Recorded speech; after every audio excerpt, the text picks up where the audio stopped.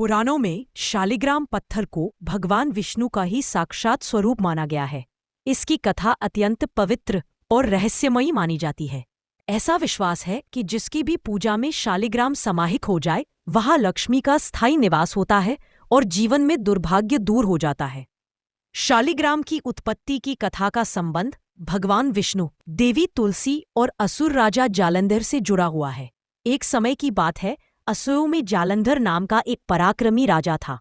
वह भगवान शिव के वरदान से अपराजेय बन गया। उसके शरीर की शक्ति उसकी पत्नी वृंदा, तुलसी की पतिव्रता शक्ति से जुड़ी हुई थी। जब तक वृंदा अपने पति के प्रति निश्चल, अटूट, पवित्र भाव से समर्पित थी, तब तक जालंधर को कोई भी देवता परास्त नहीं कर सकता था। देवताओं ने जालंधर के आतंक से बचने के लिए भगवान विष्णु से सहायता मांगी। भगवान विष्णु ने जालंधर को रोकने का उपाय सोचा। वे जानते थे कि वृंदा की पतिव्रता शक्ति ही जालंधर की रक्षा कर रही है। इसलिए उन्होंने देवताओं की भलाई के लिए एक लीला रची। जब जालंधर युद्ध पर गया, तब श्रीहरि विष्णु उसके रूप में वृंदा के समक्ष प्रकट हुए।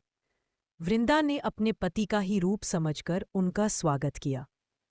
पर जब वो भ्रम टूटा और उन्हें पता चला कि उनके सामने जालंधर नहीं बल्कि स्वयं विष्णु है, तो उनका पतिव्रत भंग हो गया और उसी समय जालंधर युद्ध में मारा गया।